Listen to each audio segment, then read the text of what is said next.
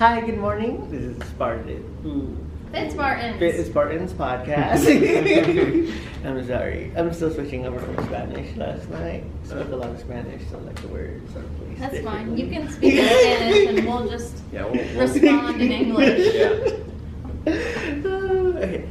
So today's topics are why we exercise. Mm-hmm. We're going to talk about, because we brought up the idea of feeling like a burden in our first or second one, and we're going to revisit that a little bit. So starting it off with, do we want to start off with like, feeling like a burden? So that way it doesn't... Sure, let's start off real deep.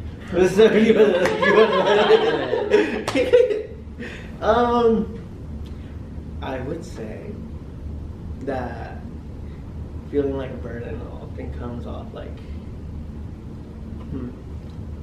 it varies from person to person, but for me I felt like a burden because I require a lot of time and attention. From who? Everyone. So okay, let me pose a situation. Yes. So when you text, let's say text with your friends, do you text a lot and they don't text that much back? Oh no, I text and like, hey, they say hi, I call. And like, I'll put it because like I don't like waiting for a response. Here's what I kind of mean by that. If somebody says like, how are you to me, I might not initially like really go into how I actually am, because do they really want to know how I actually am? Or are they just asking me how are you as a formality, or is it like, do you actually want to have a conversation right now? Yeah. So I kind of feel like a burden in that moment if I share. I think a lot of that is social cues and also your level of familiarity with that person. Because like if you're super close with someone and they ask you that, then I think the context comes into play. Like if we're walking through the hallway, is there really time for me to go through like my entire series of events of today and why I'm depressed, or what have you? So yeah, I mean, I think it depends. So what do you mean when you say you require a lot of attention and time? Is that like, like being serious, like whenever I have to, like when I'm starting something new and don't know what's going on, so I would say like exercise, like I would be at your office like every 30 minutes. I was like, am I doing this right? Am I doing this right? Is this the right move? Should I do this? Should I do this? Should I do this?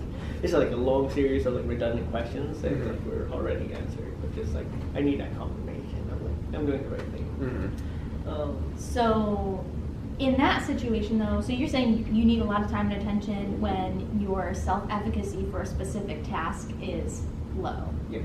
And your skill level is low. Yes. That's, I think, true for everybody. Yeah. But like, it's like excessive. I don't like it.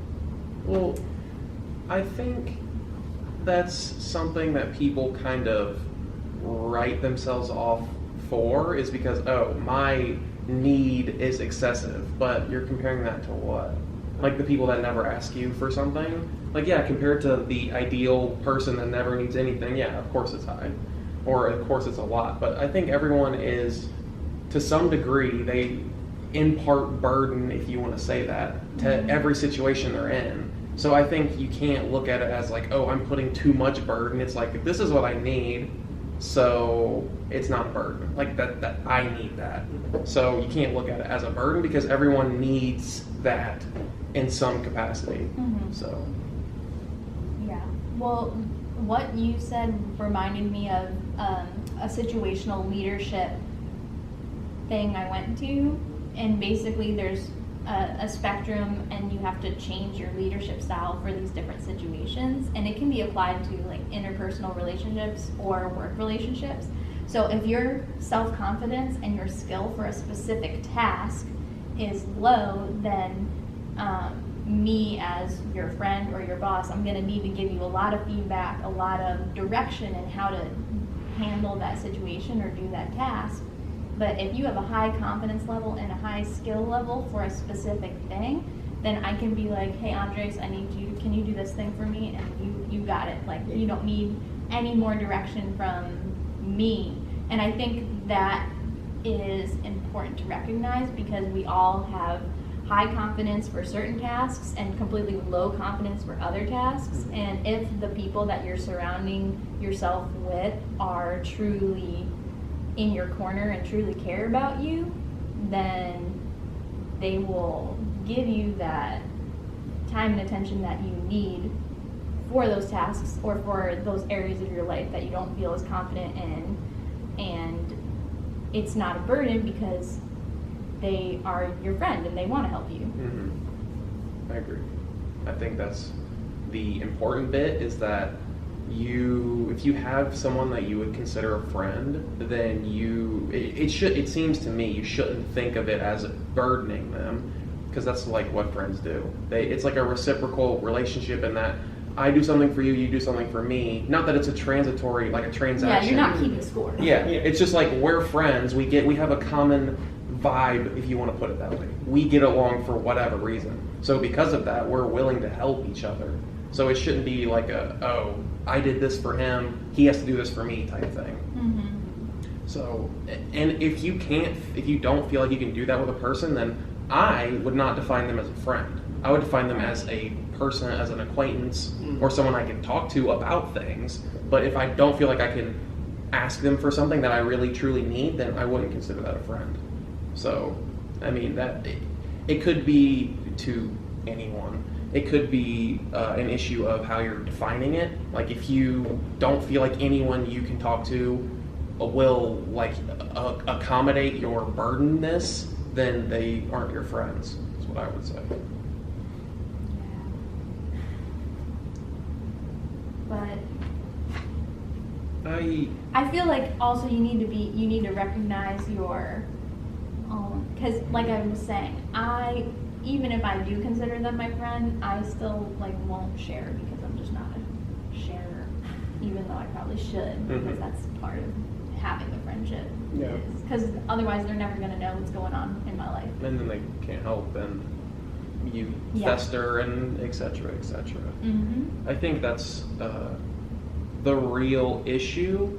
And I wrote a thing. I don't want to go reading it verbatim because it's going to sound like a prose, but essentially what in a stream of thought, I came to the idea that I think in general, as a society, we are almost indoctrinated into the idea that we don't need anyone, because if you want food, you can buy it online and get it shipped to you, or you get it delivered to you. If you need anything, same story. Right. You can look it up, like, oh, I'm sick, what do I need to do? And then you buy the products. You don't have to interact with anyone. So then when you find yourself in that situation where you have to talk to someone, you can't Google it, you can't Amazon the cure, then that's when I feel that guilt or that shame of, well, these people have never asked me for anything. Like, why can't I be as strong or as independent as them? And I think that's really the crux of the issue, is that person is probably experiencing the same thing as you, and they feel the exact same way, and that I can't talk to them because I can't initiate the burden on our relationship, when it shouldn't be like that, because it's not a scorekeeping thing.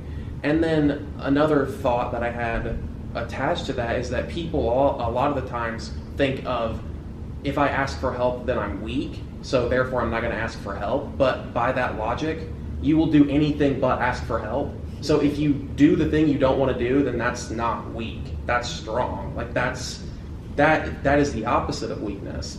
So I think that's really the key there, is that, and that's always the first thing you jump to intuitively, is like, I need help. Like, I need to ask someone or tell someone. But then you're immediately like, no, can't do that, because that's weak. But it's not. So that's more or less what that was saying. So everyone experiences it. It's being a human. Everyone thinks they're a burden on everyone. Yeah, that's like one of the things I learned through one of the TED Talks about a doctor. He was a medical doctor, and he was like, people are so scared to say I don't know, and they will construct some fictional, like founded, not theory, but like idea of an explanation. And they're like, that's dangerous. You mean doctors will do that? Like no, like medical doctors. This medical doctor was talking about like some patients that are nervous to like ask him about certain symptoms that they have. Yeah. And then they'll end up going to like shamans and crystals and like etc. And they're like, yeah, people go to the doctor because they like have some issue, but then the doctor's like, anything going on? They're like, no, I'm good, because they like don't want. Yeah. That's something. To that point, that's something my aunt. She's a PT. She's been practicing PT for 20 years, and that's something that she really instilled in me when I went and did my observation hours with her. Is that she like explained to the patient something, and they asked her a question she didn't know, and she was just straight up with them, like, I don't know. Like, you go somewhere else to find that. And then afterwards, she like talked to me about that. And she's like, yeah, like if I don't know, it's not my job to know. I have to know how to fix their body, the therapies, all this, that's what I need to know. If they have GI distress, that's not my forte. I can give them a suggestion from my anecdotal experience, but it's fine. Especially, it's even good to recognize when you don't know something. Yeah. Because then you're not putting misinformation out there, you're not misleading someone, even if unintentionally. So, yeah, I think that also could be construed as a strength as opposed to a weakness, saying you don't know. I think what I'm kind of getting at with what I said about myself not really sharing, and also with these people trying to make stuff up or not being truthful with their doctor, is that by sharing that aspect of you, whatever it is, not only might you feel like a burden, but you also feel vulnerable, because sometimes you don't know how that other person's going to take it, whether that is a doctor or if it is a friend, because you might be afraid of judgment, and that doesn't feel good, and sometimes it definitely happens when you do those things. So I think that can also be a factor that discourages people from asking for help, or not even asking for help, but just like sharing a part of their life of whatever they're dealing with, because sometimes you just want the friend to say like, oh, that sucks, like commiserate with you for a second. And I think that has an important aspect to do with it, and I think it ties into the fact that generally speaking we value independence and not having to ask for help, because we don't want to be judged. Yeah, and I think that harkens back to what I would say is the problem, is that if you feel like the person you're talking to is going to judge you, or they're going to feel you're a burden, then that's not your friend. I think the definition of friend has been confounded by social media and the like, because like, oh, I have like 1,500 friends on Facebook. Like, how many of those people can you actually go and talk to and get any sort of meaningful interaction with? It's like probably a percentage of a percentage. So I think that's part of it, is that if you feel they're going to judge you, not a friend. If you feel like you can't tell them something that's weighing on you, not a friend. So, yeah. That's really what we're talking about here. Do you have real friends? On like a relevant tangent, like for the introverts, like how do they make real friends? Because like when I started off in this life, I was an introvert. In this life, it was 20-some years ago. My entire life, I was Nikola Tesla.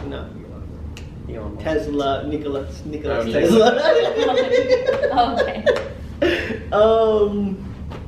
So when I started off, like, it was really hard for me to like find people to talk to, because like as a child / up to high school. So like, but part of it was on my part, because like I wasn't used to a southern accent. I had a really cruel English teacher. Like, if we said something wrong or wrote something wrong, she would make us go on the blackboard and like write it out 100 times, like up and down, without a single error in punctuation or spelling, and it had to be legible. Yeah. And this was second grade. I had a bad second grade teacher as well. Yeah. And so when I came up here, I was like, I had perfect pronunciation, enunciation, grammar, everything was good. And I was like, hello, good morning, how are you today? And they were like, oh, how y'all do today? And I was like, not making fun, that's how he sounded to me. And I was like, Who talks like that? My teacher. And I was like, ma'am, what did you say? And then she was like, oh, you don't speak English, like you probably speak Spanish. I was like, As I speak English to you. Yeah, as I speak English to you. I was like, I didn't know. Yeah. So like that started off me wrong. I didn't like to socialize with anyone. And then like, so I grew up like super isolated. But then when I reached college, it was like easier because like I found more Hispanic people. More people without Southern accents. Or I could learn how to like assimilate Southern So where did you move from? Florida. That's why. Yeah. Okay. No offense to Floridians, but maybe slight offense. I am an introvert. I would definitely consider myself that. If we're talking about like the trait scale of extroversion, I would be very low on that. If we're talking about the big 5 personality traits, extroversion is one of them. I would be low on it. I'm assuming you would also proclaim to be low on it. I think you would too, to a degree. Maybe. Yeah. So that is something you can't change at all. That's just how you are. But, and this was something I saw on Facebook and thought it was pretty funny, is that introverts are adopted by extroverts. So like that's funny to me because it happened to me in that I was very alone when I got here. Like didn't know anyone at all. I knew like one person, but like very small group of people. And then I got out there in the sense of I went to Sandy, the athletic trainer. I was like, hey, can I like help? He's like, okay. So I was just in the training room and like, just like filling up water and doing ice and whatever. And this one girl on the track team, her name's Ashton, she's really cool. She just would always come in there because I think she was hurt or something, I don't know. And so we became friends off of that. And then she started inviting me to things and it went from there. So the point of that story is that even if you are introverted, you have to get out there in some capacity. Because if you don't get out there, you're never going to meet anyone. You're never going to interact with anyone. Even if it sucks, even if you don't want to do it, that's typically the things you don't want to do are the things you probably should be doing, right? Not always, but in certain contexts, like schoolwork, like, wow, I really don't want to study for this test. Well... Okay, now we're getting back to suffering. So, it's you have to put in the effort to a degree, but being an introvert, you have the advantage of you don't have to put in as much effort, so to speak, because you really only need a couple people. Because introverts, they are stimulus modifiers or amplifiers, so you only need a small amount of stimulus to be satisfied. So you have that advantage, we have that advantage of we only need a very small group of people to feel okay with that. And if you're an extrovert, that solves itself. Like that's a non-issue. So yeah. I think that it's very interesting what you said because I was actually listening to another podcast of a psychiatrist. It's called The Savvy Psychologist or something like that. And she talked about shout out. She talked about how there was a study. So this is like me talking about somebody who talked about a study. So go try and find the actual study. But she talked about how introverts that acted extroverted were happier than introverts that just secluded themselves, basically isolated themselves. So it's kind of like even if it feels uncomfortable to put yourself out there and go be social, ultimately you're probably going to feel happier after that interaction. Again, not always, because you kind of have to know yourself. What's your limit? At what point do you need to like go be Yeah. by yourself and recharge. Yeah, and sometimes that's what it is. Instead of saying like, no, I'm not going to go to your party, go, stay, drive yourself so that Yeah, you can exactly. leave whenever you want to, and then make your appearance and go home when you feel like it. Yeah. I think that's the true sign of an introvert. If you're all going to a place, the person's like, yeah, I'll drive myself. That's an introvert. Yeah, Let me- I don't want to be trapped. Yeah, exactly. Exactly. Sorry, go ahead. I was gonna say like, could we like share some places that we have found to be like really inviting to find friends that are strangers? I think my situation is a little aberrant in that the training room, not everyone can just like go chill and train in the training room. That was just like that just happened to me. Another place that I felt very welcomed is the weight room. Is that, you know, that is the one place in this school that I'm like, I want to come here. It's not like I'm obligated to come here because I have a class. It's like, if I'm not doing anything and I want to do something, I'll come here. Like, that's just how I feel about it. But that's different for different people. It has to be in line with what you'd be willing to do. So like, if you want to just like chill and like eat or something, then the library, they have the new cafe or whatever. Like, that's a cool place. You can probably meet people there. I think the easiest place to at least encounter a lot of people is parties. As it's not a great place to actually interact with people because it's just not. But if you want to be in the presence of a lot of people, then you should find a person that is in the party scene, is what I would recommend. And that's not hard to do, believe me. So yeah, but short of that, I don't know. I get a lot of my interaction personally from the gym and from teaching my classes, so like that's as much as I need, really. So. Two things for me. One of my best friends, Tiffin, we met because he kind of did what Dallas did in the training room. He just like started hanging out in my office in grad school.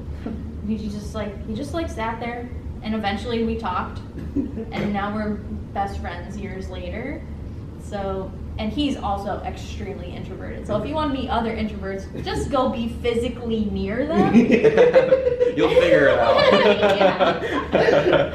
Eventually, one of you will probably say something. Yeah. And the other thing is, I think a lot of times when it comes to meeting people in the weight room, people are very, again, afraid of being judged, afraid of being vulnerable. But I think if you are newer to the weight room, you definitely still have that opportunity to make friends and find a community there, even if you're not a gym bro. Because generally speaking, people are very nice and very happy to talk about, you know, their goals. People love to talk about themselves. So asking about how they got started and everything, they'll be happy to share that with you. And even if you are more advanced, then you can find a gym buddy to work out with.